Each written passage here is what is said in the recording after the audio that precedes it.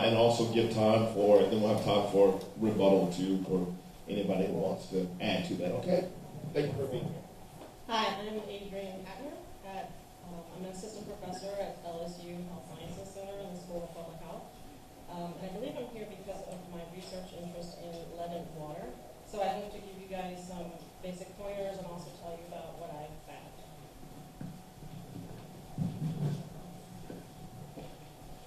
My name is Howard Mielke, and I am a professor of pharmacology at Tulane University School of Medicine. I believe I'm here to talk about some of the toxicity problems that are associated with lead exposure. And so that's what I plan to talk about. I also will be...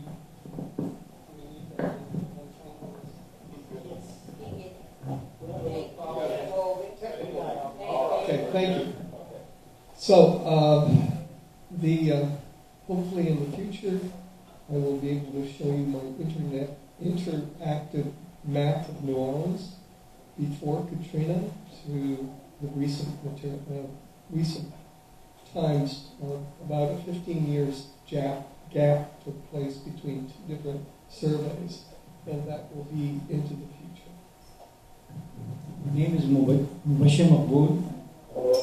I am a civil engineer, educated right here at University of New Orleans with bachelor's and master's, and been in public works for almost 25 years.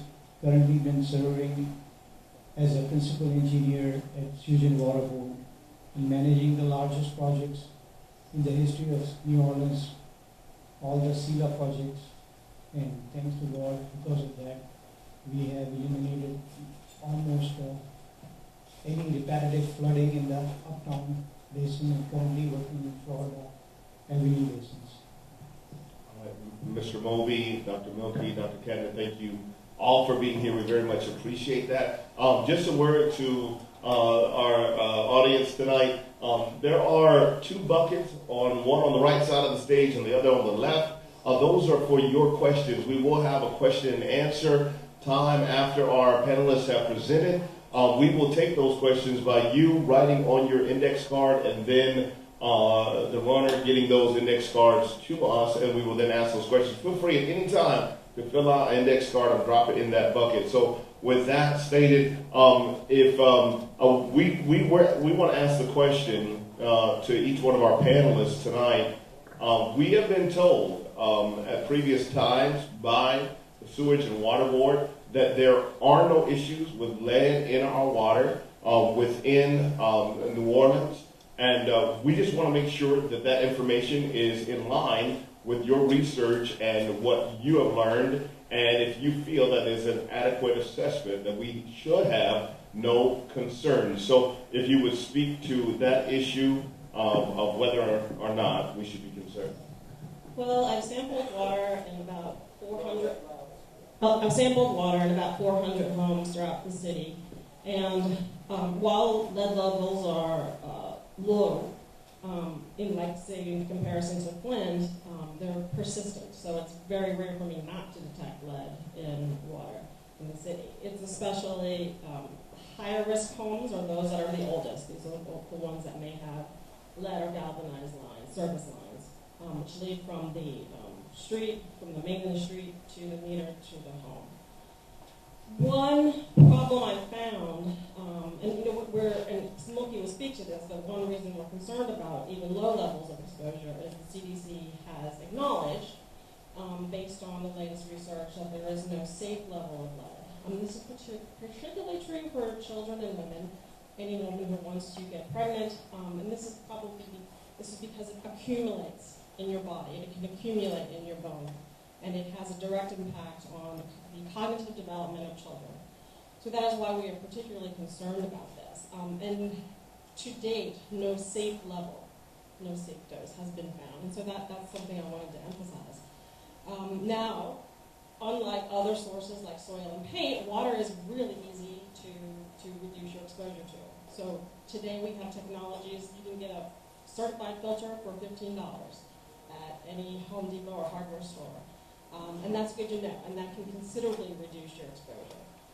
We are doing a study right now with HUD to look at efficacy of filters, different types of filters in homes that may be harder to prevent exposure. These are homes that have high iron, for example, where the filters might get clogged.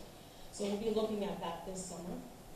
But in really the worst cases that I've seen in New Orleans have been those that have had partial lead service line replacements. And what that is the replacement of the service line. Usually it's a lead service line from the meter to the main. Now, the Sewage and Water Board and the Department of Public Works have been doing this. We got a lot of money from FEMA, and this is a good thing that we're doing these across the city. What is not a great thing is that we're doing partials. There is no requirement for the city to pay for replacement of the service line that's on your property. So that would be from the meter to the home. But EPA has acknowledged in its review of the literature that partials are risky, and you can increase the levels of lead in your premise plumbing for weeks to months to years. And this is a problem. What we're concerned about is all of the work that's going on in the streets, the work that's going on with the partials. This can increase your lead exposure considerably. So I've seen levels as high as 200 plus parts per billion of lead in the water after these replacements. To put that into context, the EPA's action level, which is not health-based, is 15 parts per billion. So this is one of the things I'm concerned about. And one of the things I wanted to teach people was how to get a filter, but also how to do an appropriate high-velocity whole house flush after these things have happened. Now, flushing is good, but it's not a consistently effective exposure prevention method, but it is good for getting it out of your system. And then after that, really, you should be relying on certified water filters.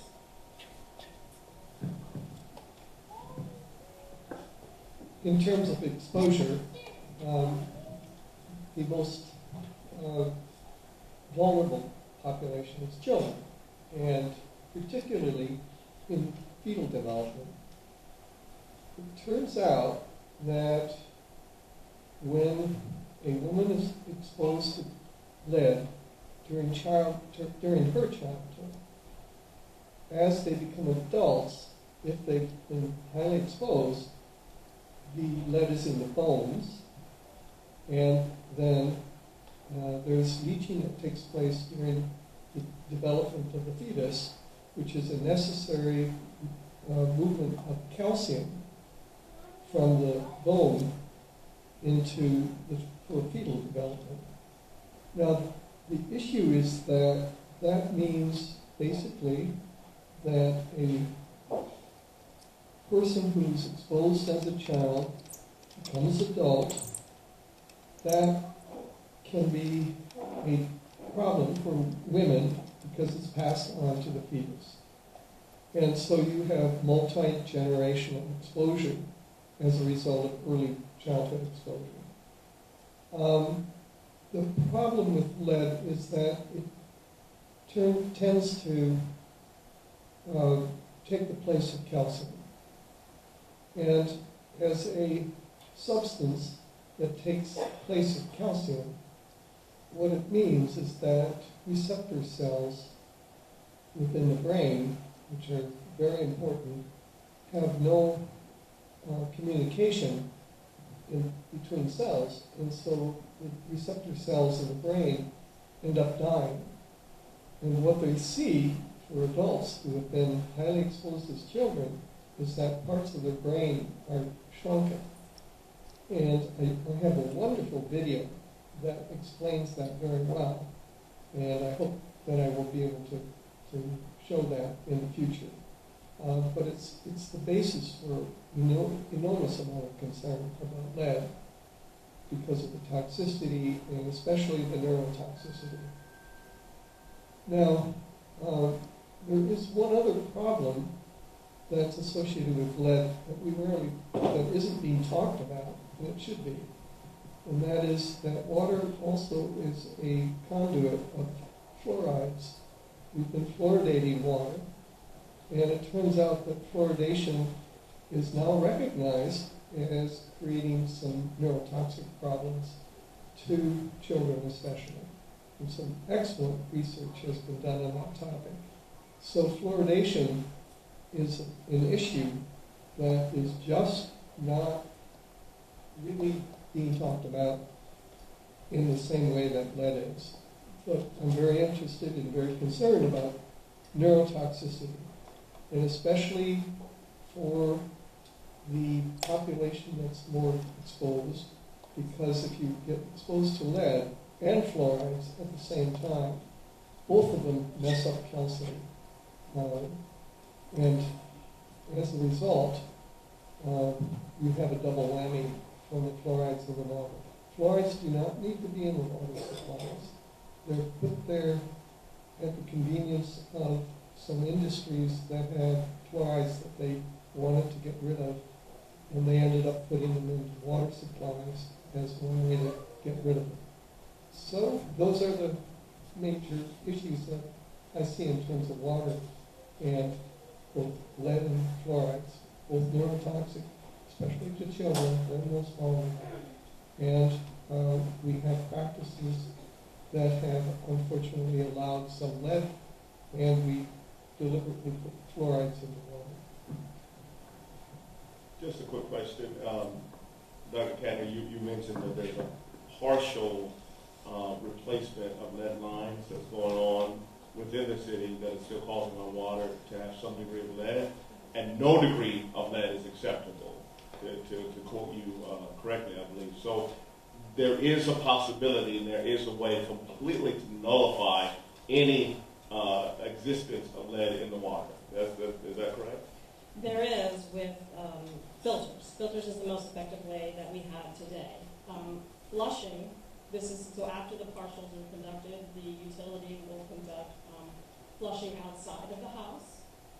If it's not done long enough or vigorously enough, that lead, that scale that's on the sediment and pipe can get to the home. And once it's in the home, it can get stuck in the premise plumbing and serve as this long-term endogenous source of lead for a period of time. That's what we don't want to happen. But you can do this whole house high velocity flushing to get it out. But again, flushing is not consistently effective, especially in cities that have lead service lines. And so the EPA recommends in those occasions really to, if you're a person with children, if you're a person who's expecting to get pregnant or wanting to get or is pregnant, to go ahead and get a water filter. Thank you.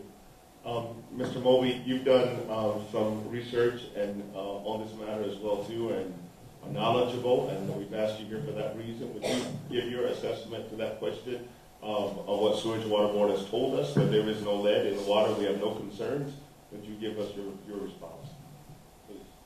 What EPA had come up in 1980s is that 90% of the sample collected should not have anything over 15 parts per billion. They allow about up to 10% sample collected to exceed that, whereas Sewage and Water Board, when practicing the sample, they have collected 450 samples from the household who have shown concern. Is one of the kits I brought here, where it tells you the protocol, how you can collect the sample. You will have to flush the line for so many minutes in the first use in the morning. And it goes to an independent lab. The independent lab from 6 to 8 weeks gives us the results back. For the last 3 years, out of 450 houses, less than 24 houses were above that 15 part per billion threshold.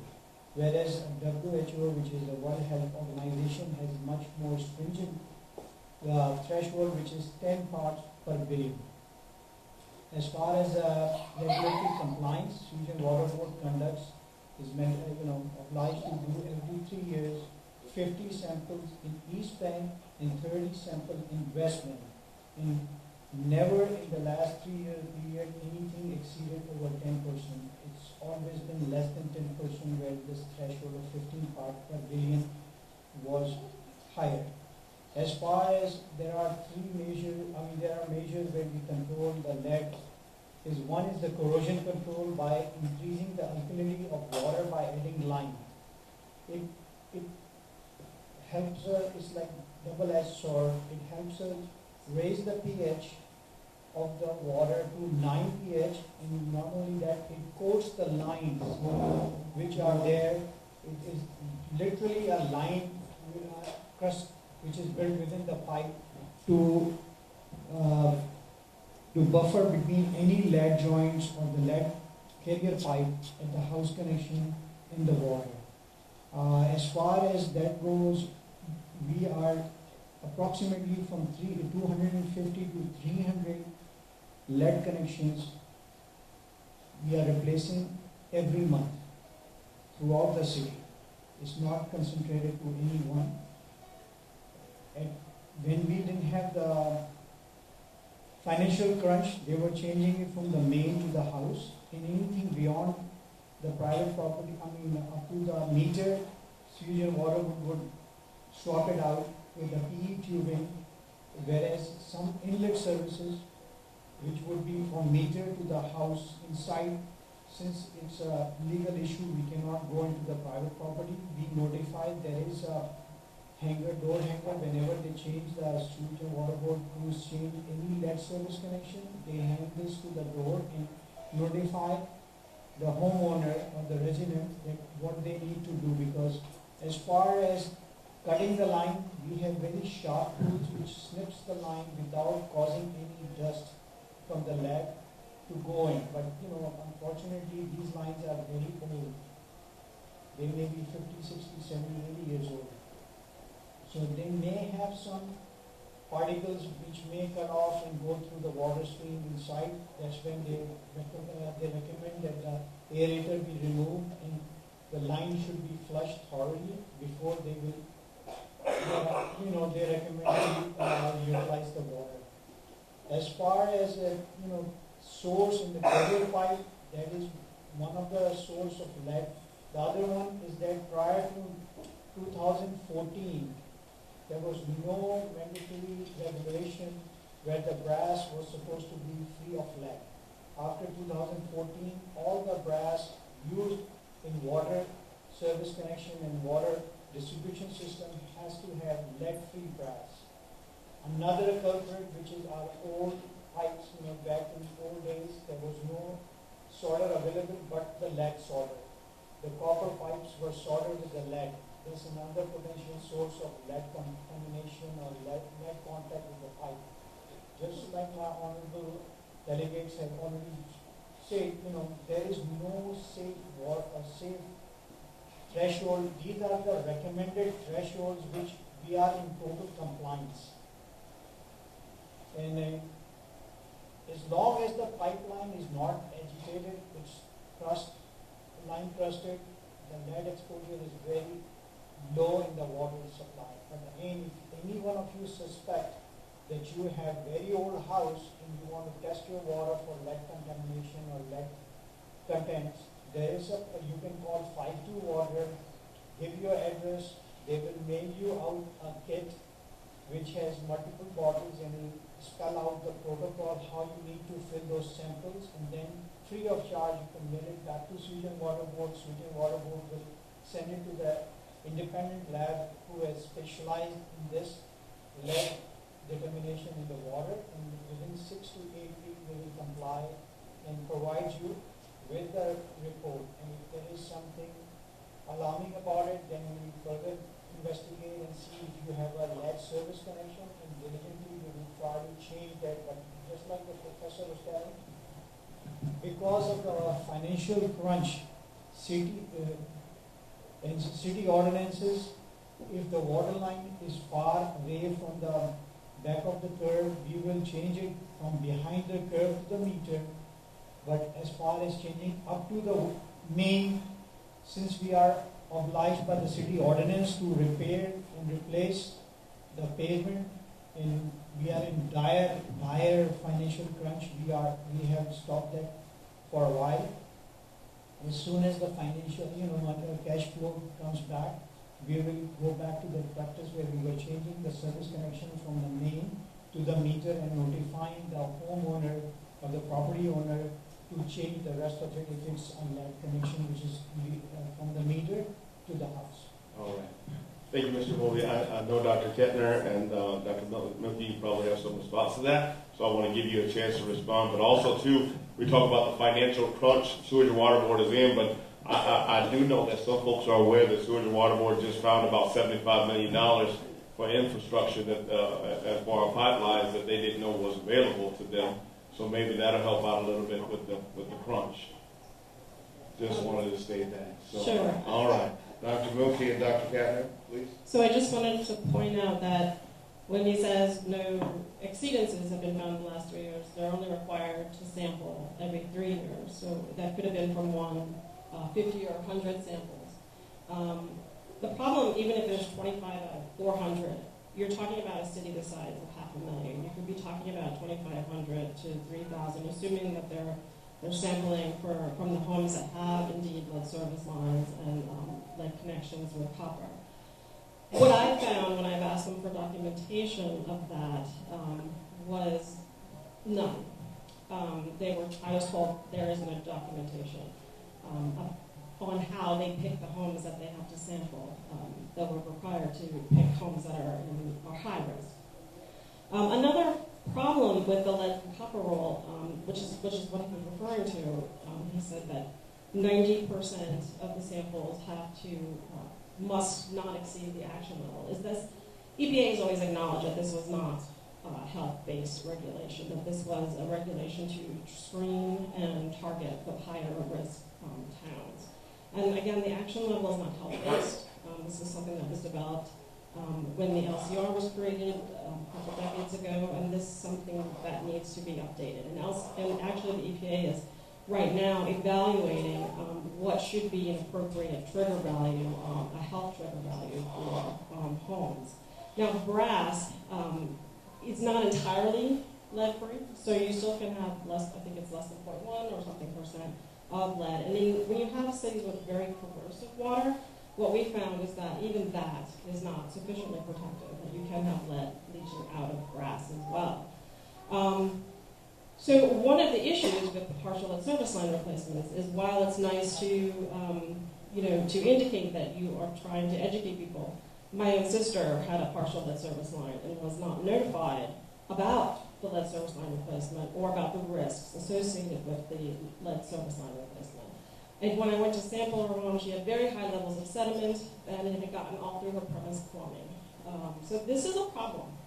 If it's not, you can say it's being done, but if it's not being done, you're not educating people about it. Now, there is no requirement to educate people unless the city does not meet the LCR. So that's another problem that we're trying to work on. We're trying to emphasize the importance of education of people. My sister happened to have a 6-year-old child and was attempting to get pregnant again, so this is not something that she took lightly. And so I think we all need to think about this and just sort of openly talk about these things. Could we ask questions before we move on, please? I have one for Mr. Moby. Who is the independent lab? To be very honest with you, they told me the name. I can get you the name after that. It's out of town. It's not in town. Okay. The next one is, what about the studies that show that long-term exposure to very small amounts of lead causes serious brain damage? Those studies exist, indeed.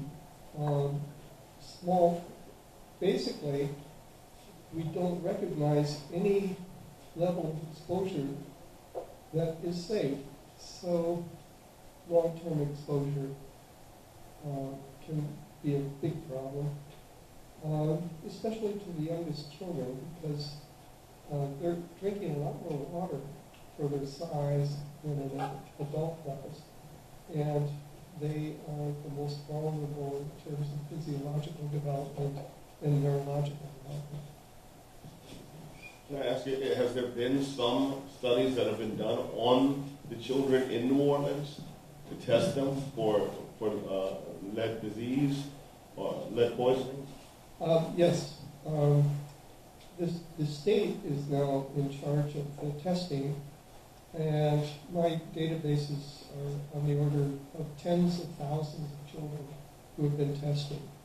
And what we have done with the tens of thousands of children is to organize it in terms of what we've learned about the environment, lead in the environment. And the exposures in some parts of the city, especially towards the interior of the city, can be very high. And in the past, it was much higher.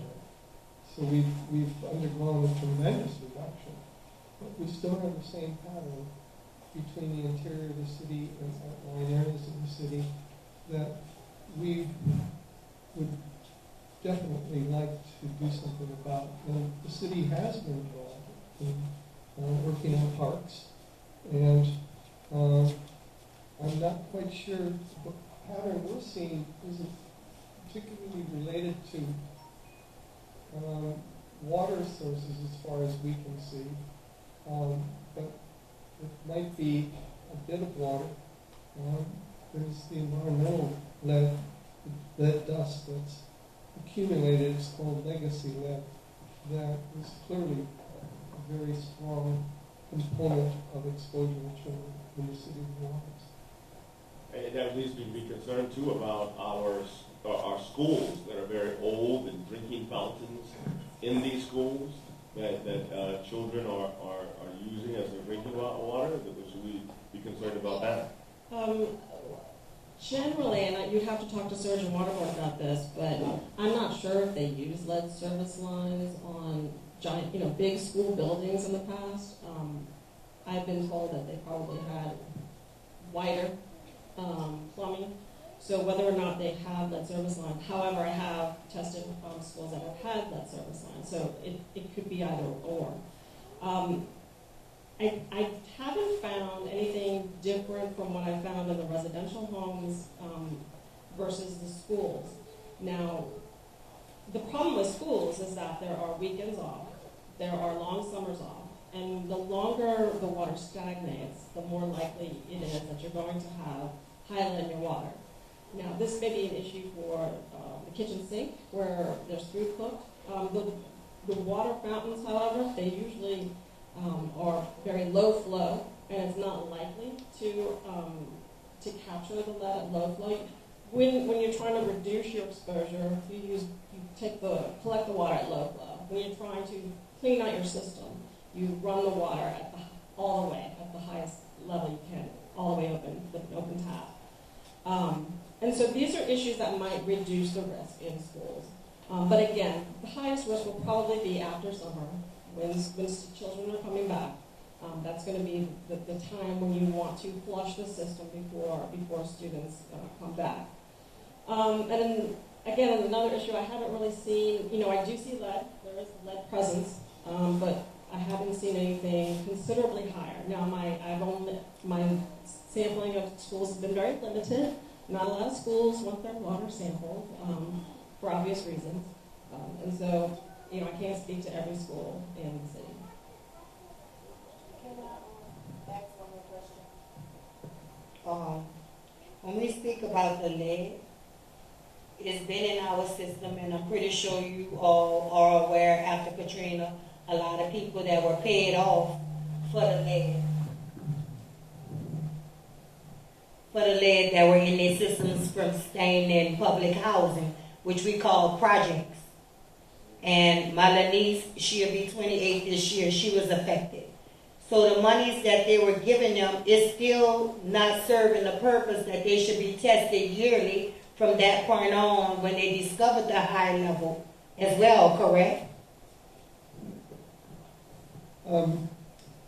Part of the issue to me is that testing alone is not preventative, and we really have to go beyond the testing program to the primary prevention.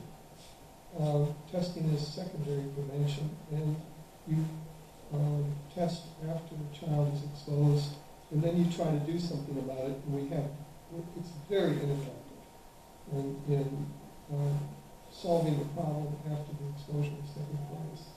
So it's a bit backwards as far as any kind of medical care is concerned.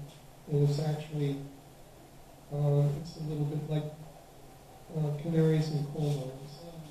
And we're not treating children very well in that setting.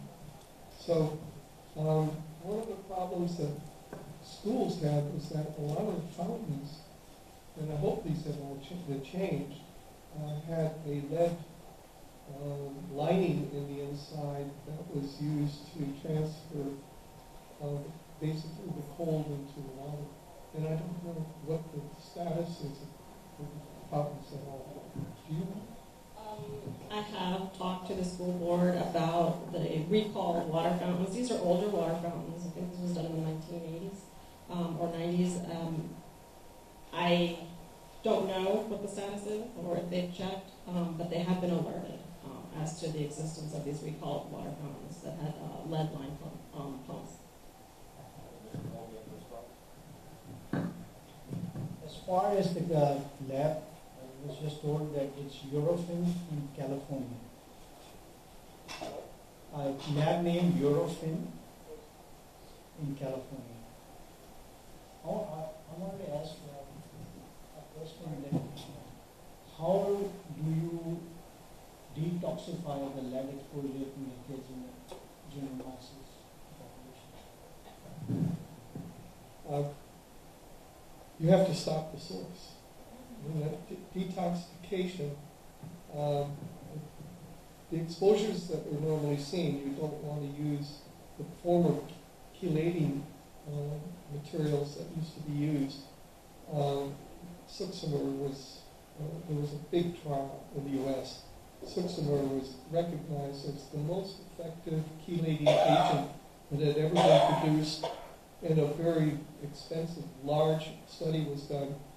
And when they were done with the study, one of the things they did in the study is they measured both the blood lead before and after they started using chelating agents in some of the children. It was a study that was a blinded study. Nobody knew exactly what treatment they were getting. And when they were doing behavioral tests, what they discovered is that blood lead levels did go down, but behavioral problems went up. And the problem was that they started realizing that when they were releasing lead from the bones, the lead was going to the brain. So this is not effective as a treatment. And that was stopped, and in the course of the write-up, they said the only effective thing that we know right now is prevent exposure in the first place. And that's where we're all trying to figure out how to do that. By the time a child gets into the school system, it's really too late. We need to figure out how to work with the very youngest children and prevent their exposure before they even get into the school system. So that's part of the problem. It's a conundrum. Thank you. For the audience, how many of you here regularly do high velocity flushing? So if most people don't do the high velocity flushing, why don't we test something that most do, like drink water? So why don't we test like the water samples, more like that? We do all volunteer. It's on demand. If any consumer suspect they may have a lead service connection or they may have higher level of lead or content in the water, we request you to just call 52 water, a kit will be mailed to you, and then you collect the sample as per the protocol. And once the results comes in, we will mail you the result, and if the results are above the threshold, then we will do our remediation work by digging out your lead service connection and giving you a partial or full replacement of that.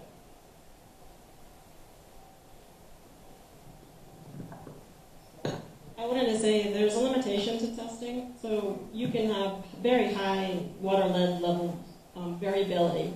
So one day it can be very low, one day it can be very high, and that's a problem with testing.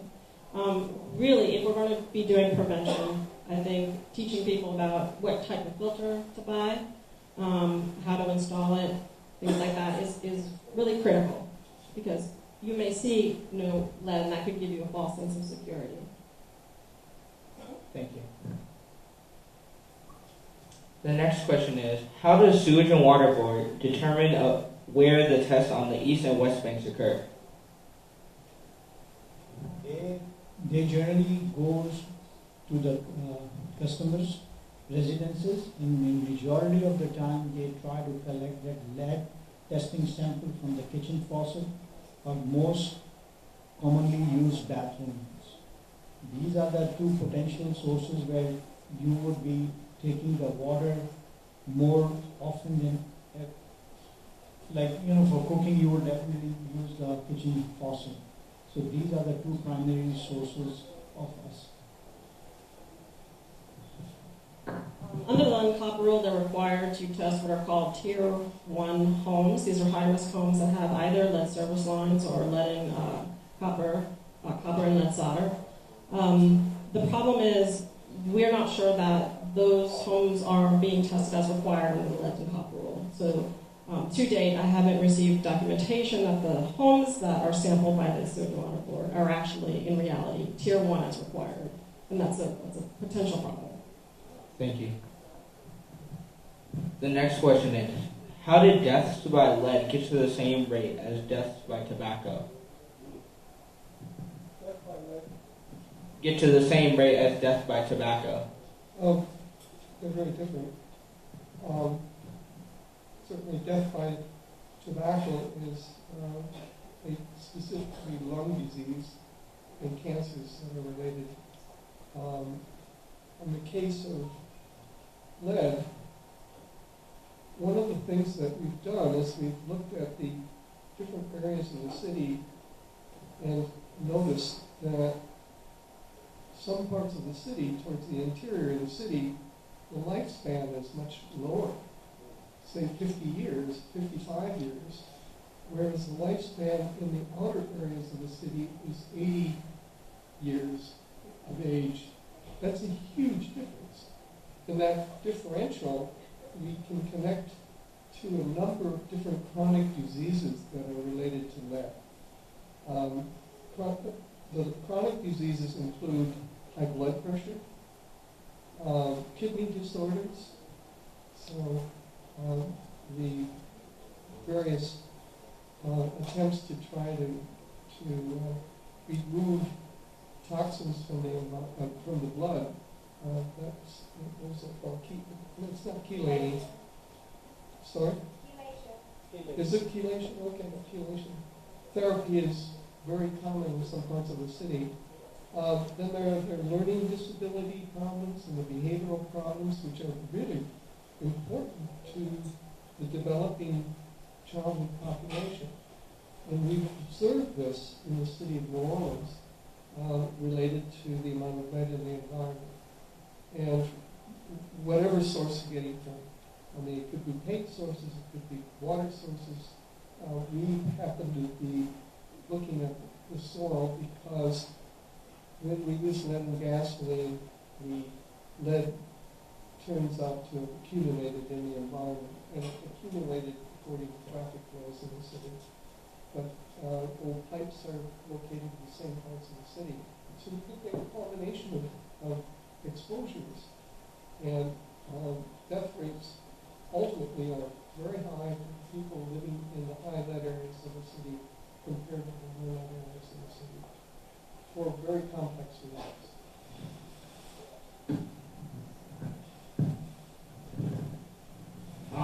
The next question is, why is the Sewage and Water Board program not being broadcast throughout the city? Why is the Sewage and Water Board program not being broadcast throughout the city? I cannot answer that. Somebody at the hierarchy may. But on the other hand, lead after Flint has been a very common topic among the Sewage and Water Board hierarchy, and they are diligently trying to replace as many lead service connections as they can, and that's why they have, average averaging 250 to 300 connection per month, which started after Flint in 2016. The Sewage and Water Board is not exactly our most trusted agency. How can we be sure the replacement was done as you said? The best thing I can tell you is that if the homeowner can go and see what they're doing while they're doing it, that's the only way that, seeing is believing. A lot of time, it's a regulatory issue. We do a lot of stuff on our self-policing basis. Just like about 10 days ago, according to the old threshold, 15 psi, we should have issued a boil water advisory. But since the water pressure dropped in lower 9th ward, now the new threshold is 20 psi. So the water pressure dropped to 17 psi. So they issued the boil water advisory on their own self-recognizance without any pressure. I mean, they could have very well shoved it under the rug and nobody would know it. But this is something we owe to the public. We are an agency who is monumental in health and welfare of the citizens of New Orleans. And I think nobody would should make any shortcut there. That's why, they admitted they were previously replacing full replacement. Now they're doing the partial replacement because of the financial conditions. Thank you. This is a statement. It says, please speak to state about mandatory tests for every child 6 and under.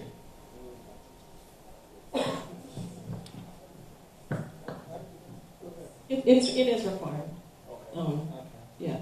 A lot of pediatricians unfortunately don't know that I did, so the state did a survey of New Orleans pediatricians and was stunned to find out, this was in 2012, that many did not know it was required to test children at least twice before the age of 6.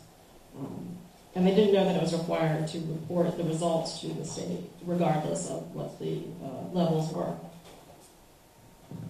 But remember, even if you test it, you're testing after the exposure. And that is a conundrum because the child has already had the problem that should have been prevented in the first place. It's not primary prevention, it's secondary prevention. And we need to find a way to move towards primary prevention.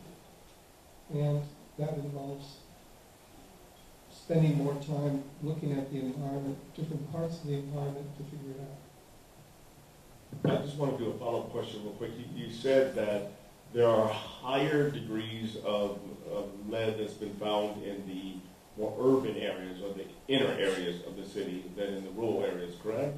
And that they could attribute to things like high blood pressure and also to behavioral issues and kidney issues. And what we know is that in most cities, and I believe it's true of New Orleans, that the concentration of people within our inner areas are majority minorities, such as African Americans.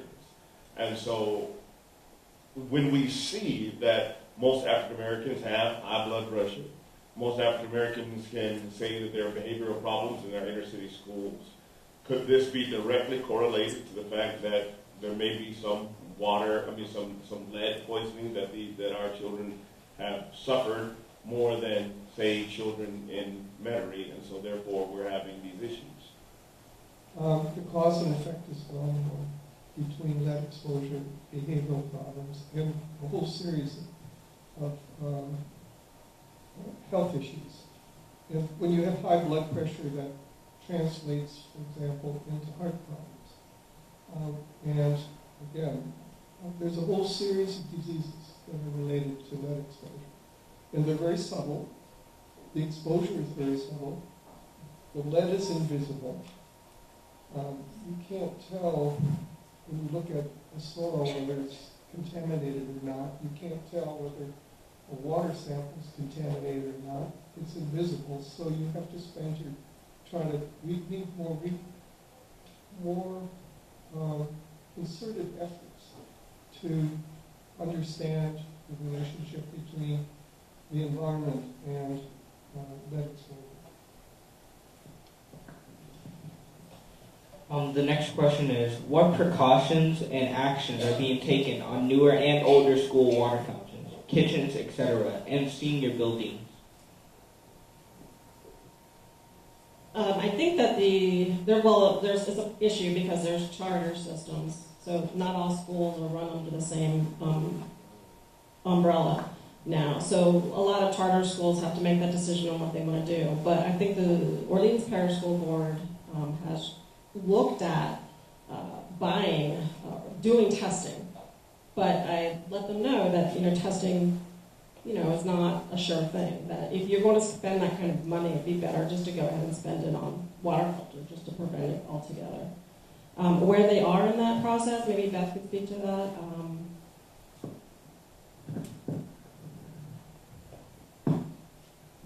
The government response in general to lead is to say that it's not a problem. They're doing what they can, and our school board has for several months been putting out bids. So if you think they've been putting out bids, I would recommend that you look to the year before when we asked them to test the water, and they were putting out bids on that and never did it. Thank you. Well, don't forget the second half for the senior buildings, I live in one. A lot of them in the city now.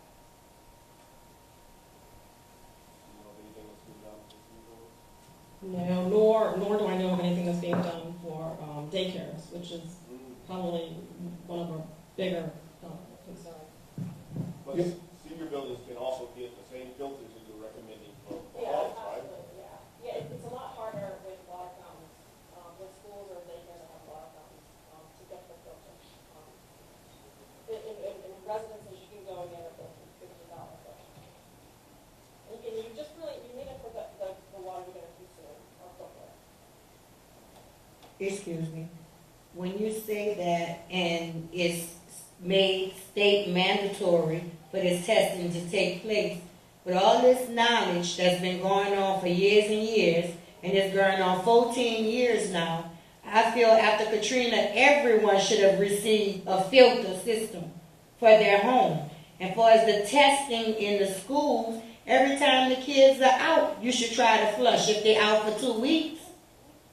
Not just once a year when they come back. Because in St. Bernard we had amoeba. If everybody remember, nobody know where it's coming from. We've been blessed in New Orleans to not get the amoeba yet. But how far is it down the road? As well as the lead. So this trickling effect is really not only affecting minority, really it's affecting everybody. So we need to also take this to a state level, because all this, if I woulda, shoulda, coulda, it's time for it to stop. It really is. I would agree that we all have issues related to that. Everybody has a stake in, especially the protection of children, prevention of children's exposure. And but the children don't seem to do much in terms of getting out there and fighting for their rights for good reason. They don't have the economic possibilities. They're stuck in the world that we as adults are providing them. And so it's the adult responsibilities to do something. And we've got to move forward. We've done tremendous things. If you look at, I will talk about what the world of New Orleans looked like before Katrina, and we compare it to today. It's a very different city in terms of exposure of children within the city, but also the environment of the city. It's a very different environment. And that's very encouraging. And I've been working with New York City, and they are paying attention to trying to figure out what to do about lead exposure within the city. We have some big problems, and we're trying to resolve.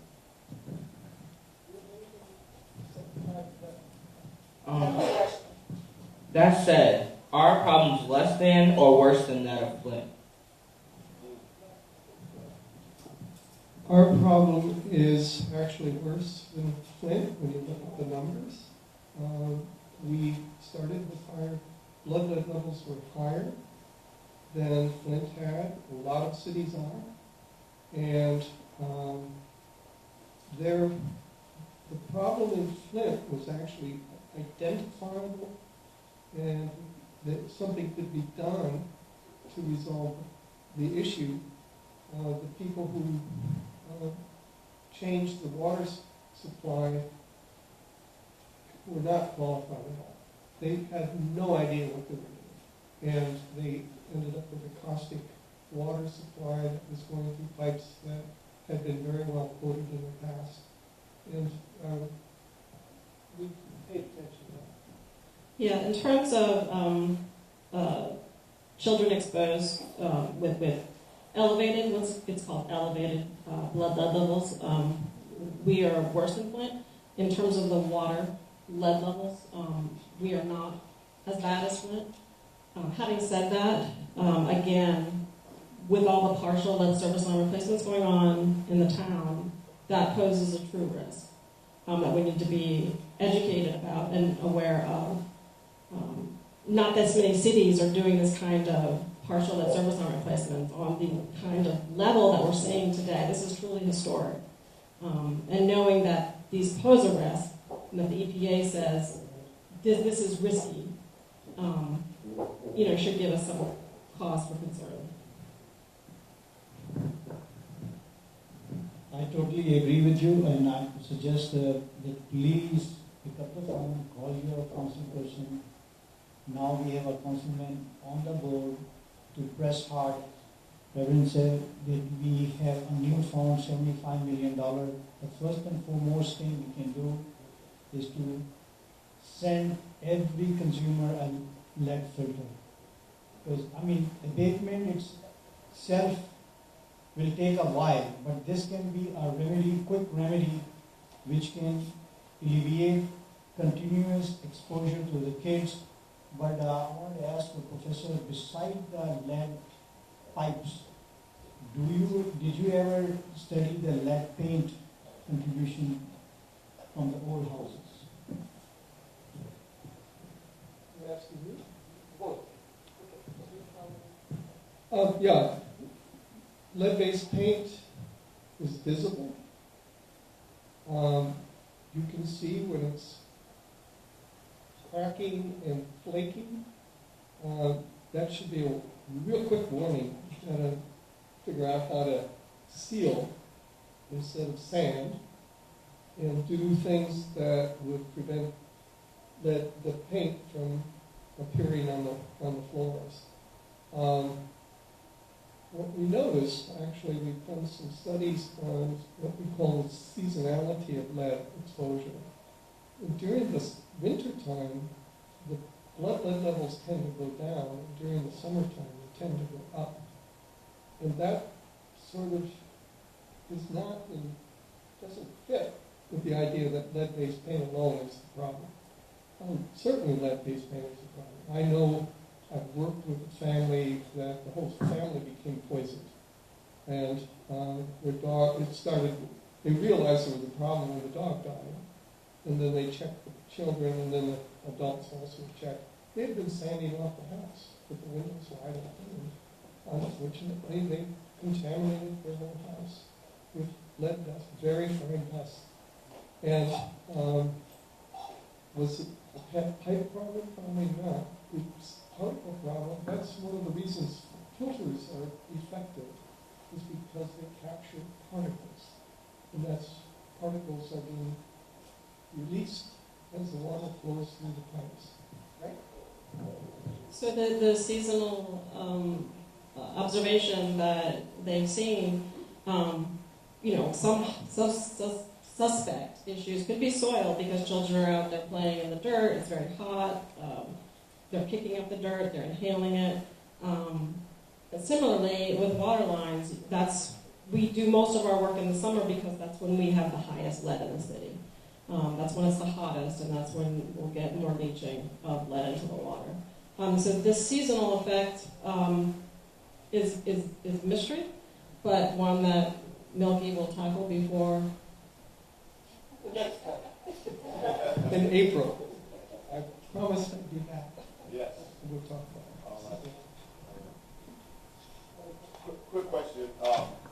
But the water filters. What's the brand, the model? I said the price I heard you quote is $15. Yeah.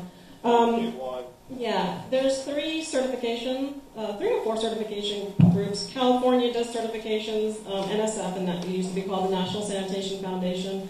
And then I think it's the Water Quality Research Foundation or something like that. But NSF, if you look on actually, I think I have a box of filters. If you look on the box of filters, you'll see NSF 53. Lately, and you have to look at the specific model. You can also Google it. If anyone wants to see what it looks like, you can come up later. But if you want to, you can actually go to NSF site and you can look for lead certified filters and find one that meets your needs. The faucet mounts are a little bit better than the pitcher filters. A lot of the pitcher filters were certified but lost their certification. I think there's 2 or 3 models now that are certified to remove lead. So if you want to go that way, just make sure it has the NSF 53 number on the box. But the faucet mounts also do a really good job. And if you have, there's problems if you have really old plumbing, you may need some kind of an adapter. But otherwise, that's the way I would go. Thank you. We asked everyone to ask your legislatures to co-sponsor Senator J.P. Morell's bill to mandate all municipalities to remove all lead lines. Representative Joe Bowie, can you co-sponsor this bill? Yeah, I guess it really could do it. In addition to that, based on what I'm hearing about filters, you will want to look at also the Thank you. The next question is, what kind of health problems can exposure to lead create, both in children and in adult life? Well, children are the most sensitive to the health problems. Start off fairly early. It's invisible. It's usually no symptoms whatsoever. It's asymptomatic. It's referred to. What they're doing, what's happening is that the lead is taking the place of calcium in the brain, so the brain starts deteriorating in certain sections of it, particularly, especially for males more than females. And then there's a sort of cascade of effects that take place, and they can range, besides the neurotoxic and behavioral, both of those kind of related learning problems, behavioral problems, acting out in ways that are very inappropriate. The behavioral problems, especially as they get into the school system. I've worked with teachers in which they told me about a classroom of children, 30 children. If there are 30 children in a classroom, you might have about 3 within some parts of the system that really act out. We did a lot of research back in the past when the school system was neighborhood-based, so we could really identify the amount of lead in the community as well as a specific school. But now that's not possible because of the way in which the school system has been reorganized and busing has taken place. I don't know. I have a whole list of issues, health issues, related to lead exposure that are really well understood. Hearing disabilities, ranging, eye problems. It's every organ system is affected by lead exposure. Thank you. What is a high flushing action? And should this be done after boil water advisory soon? Just to go back to his list, I actually brought his list. So it's back there if you want to look at it. But some other things in adults that we're looking at is later cognitive problems, looking at dementia, looking at Alzheimer's. There's been significant impacts on hypertension, high blood pressure. That's one of the bigger things. So a high velocity whole house flush, which again is not great to reduce it to rely on for exposure reduction, but it's good to get it out after you had one of these, any kind of line disruption. It could be a lead service line replacement, it could be somebody was tinkering or they were doing a lot of street work and there might have been some line disruption. It could be that there's a lot of trucks going by. Those things can cause the scale to come off and increase the particulates into your premise plumbing. So what you want to do is, let's say if you have a lead service line replacement, you want to make sure the utility does an adequate job of flushing that line before it goes into your home.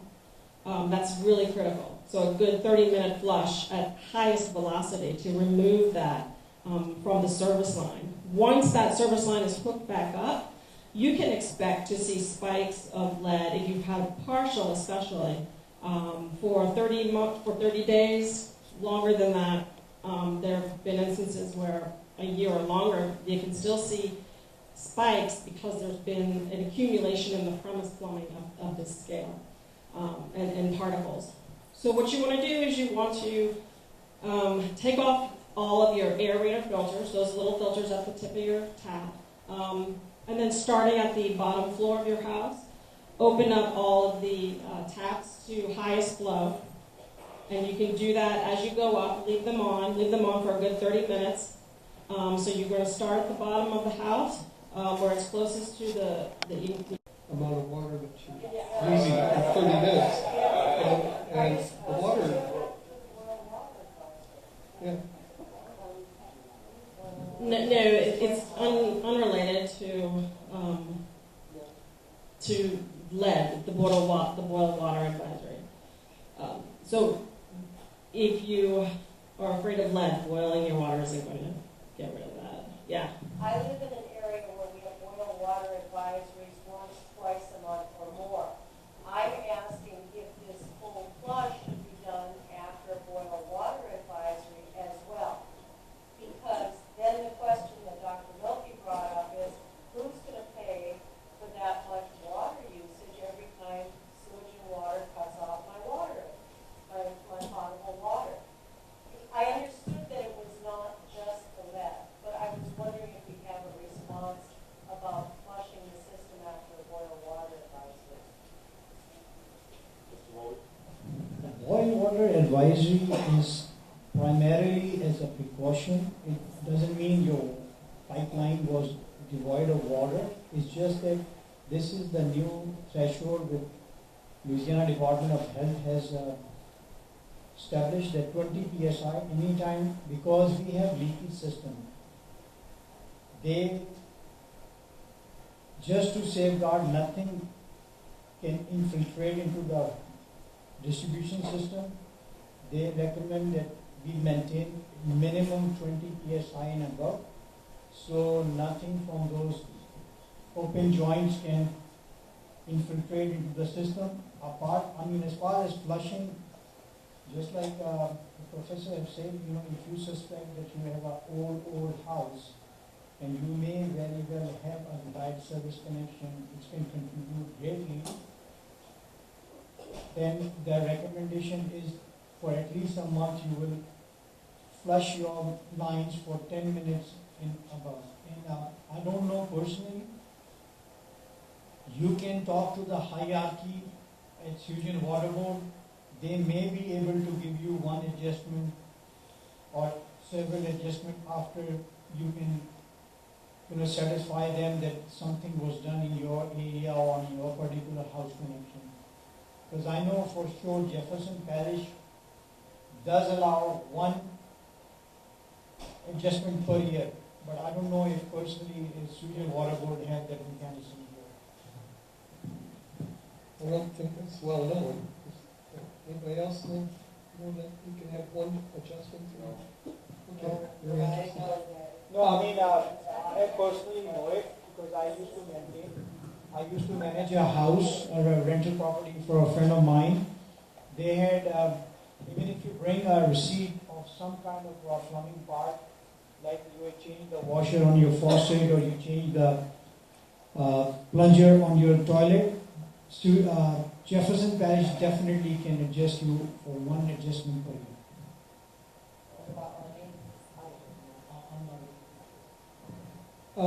There was a question about adults. One of the research community is now realizing that we are into an age of increasing Alzheimer's disease as a result of the exposures that took place during the 1950s, 60s, and 70s for the human population. And Alzheimer's disease is sort of the last stage of multiple different neurological diseases. And some of them are fairly fairly simple.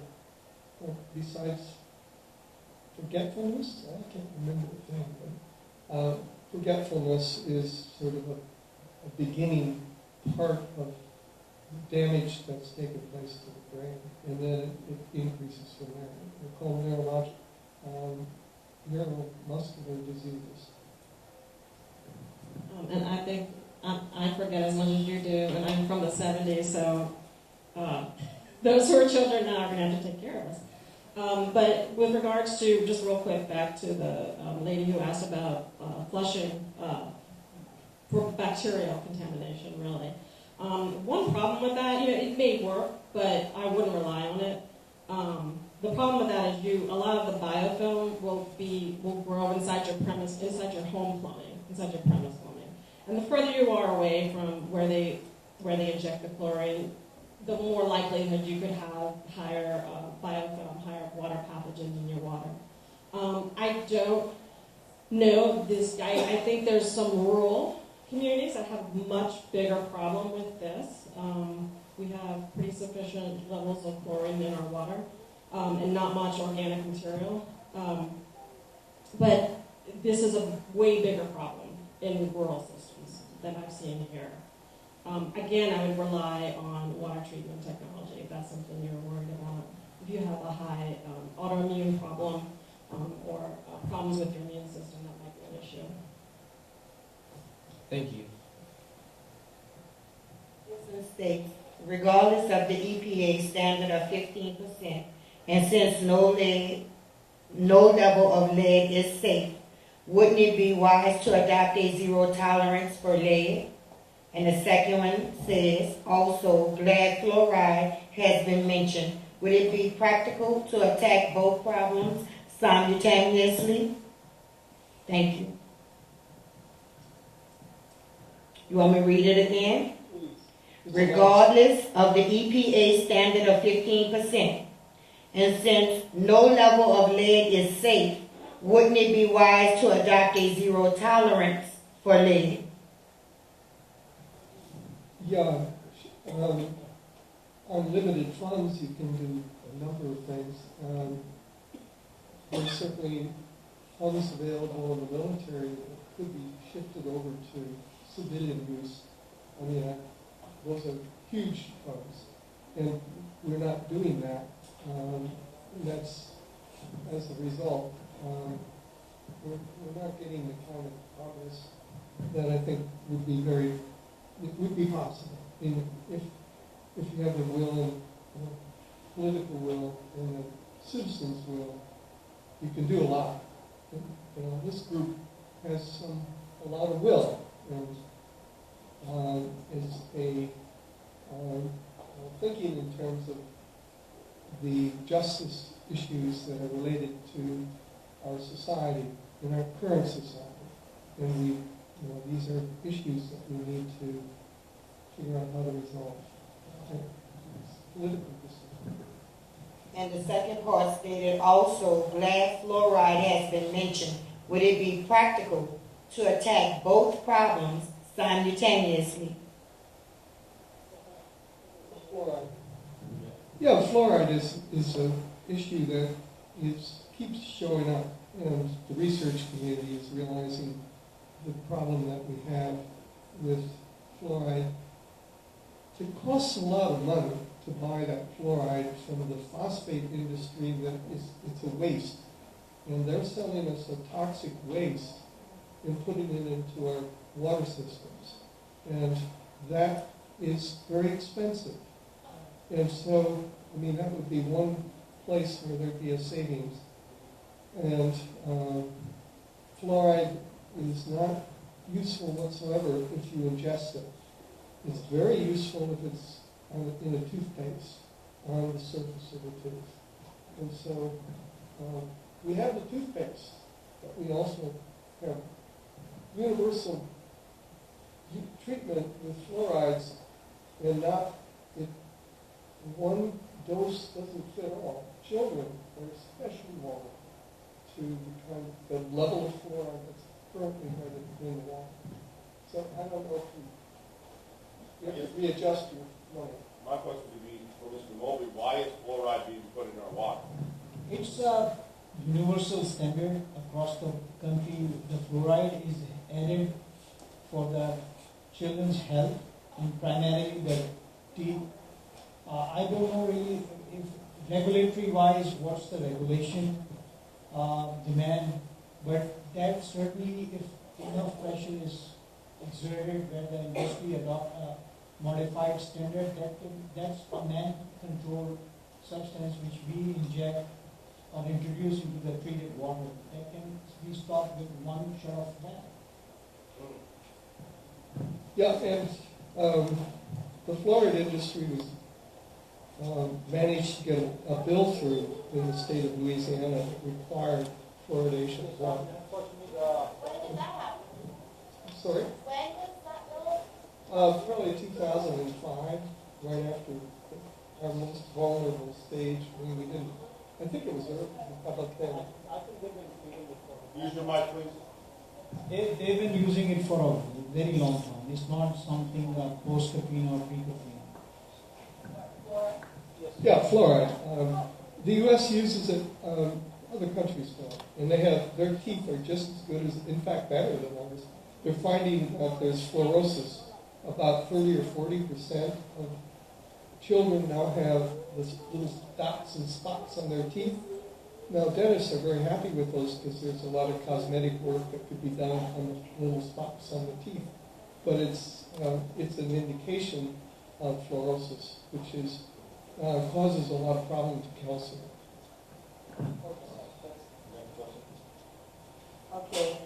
What is the known effect of lead poisoning on brain development, frontal lobe development, and criminal or juvenile justice and incarceration? There's a part of the brain, it's called the prefrontal cortex, which is the center for basically executive functioning for a human being. And executive functioning refers to making good decisions for yourself and not getting yourself into trouble. And that's affected severely by especially high levels of lead poisoning. Thank you. The final question is, what kind of behavioral problems are connected to lead exposure? Related to that impact on the brain, you can have problems with impulse control. So you see a lot of bad. You see, yeah. So it's not a relationship with things like planned murders, but impulse control type crimes. Yeah, sudden explosion of a person's behavior, and misadapted behavior.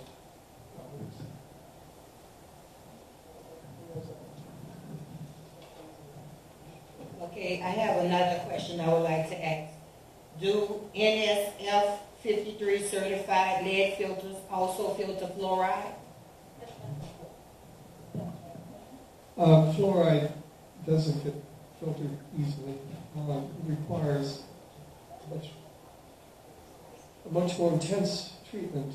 I think they're using organic matter in some way, but that would be activated carbon filters might remove the fluorides and part of the chlorines as well. Okay, and this is the last question. What are the side effects of exposing children to fluoride?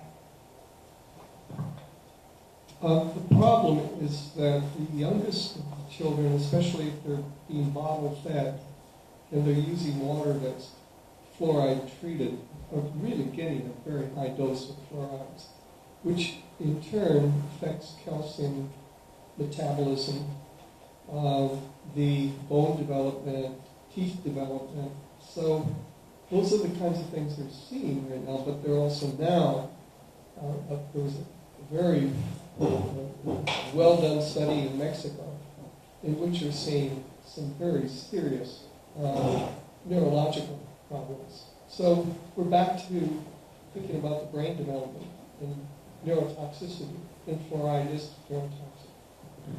Just one follow-up question to that.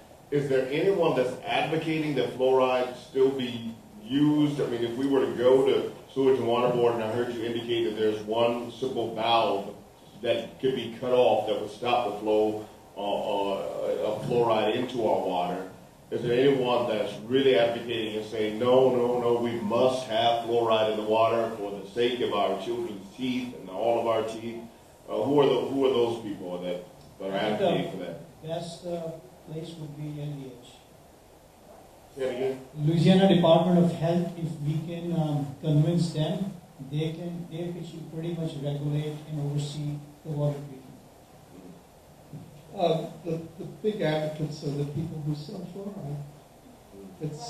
There's a lot of similarities between fluoride and its use in our society as there was for tetraethyl lead in our society. There's a big industry.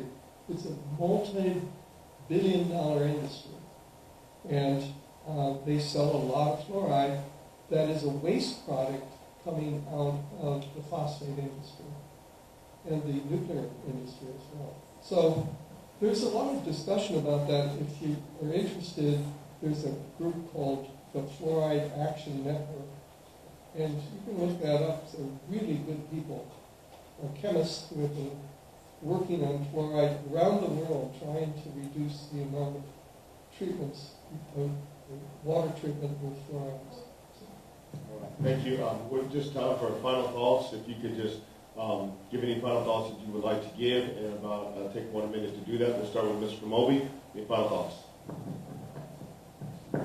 The only thing I can request you guys is to call, just like I said, call the council person in mayor's office, the mayor being the president of the Sewage and Water Board, and certainly it's much easier for us to distribute or give you an offset of $15 on your water bill to buy a filter to eliminate this ongoing problem with the lead exposure.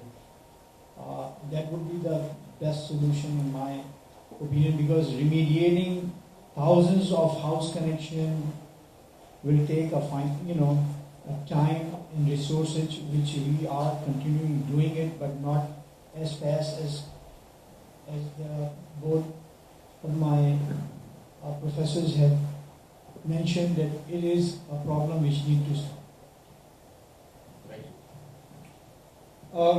Well, you're a terrific group, and that you're here and that you're thinking about environmental justice, I think is extremely important in terms of moving forward with issues such as lead. This is a very subtle issue. It's invisible, and we need to do the best we can at learning what the factors are, what it does to our society. If I have one last parting thing to convey, I would hope that, that what happened to my sister wouldn't happen again, that the contractors that work for Sewage and Water Board would be overseen to ensure that there's some education going on. And again, it's not required, but education can go a long way. Teaching people what kind of filter to get, that makes a world of difference. Partials are the real problem, the real concern around the city. And again, it's not a permanent solution, partials. You really have to get a full replacement. But in lieu of that, filters will work. So if anyone needs any information about filters to buy, I have some in the back. Feel free to take that and contact me. Finally, Dr. Mielke, I've been asked to ask you if you'd come back in April for a soil lead presentation. I've already prepared the program. All right. We're very grateful. Listen, everybody, would you join me in thanking our wonderful panelists tonight for being with us? We're so very much appreciative for this wonderful presentation. Mr. Moby,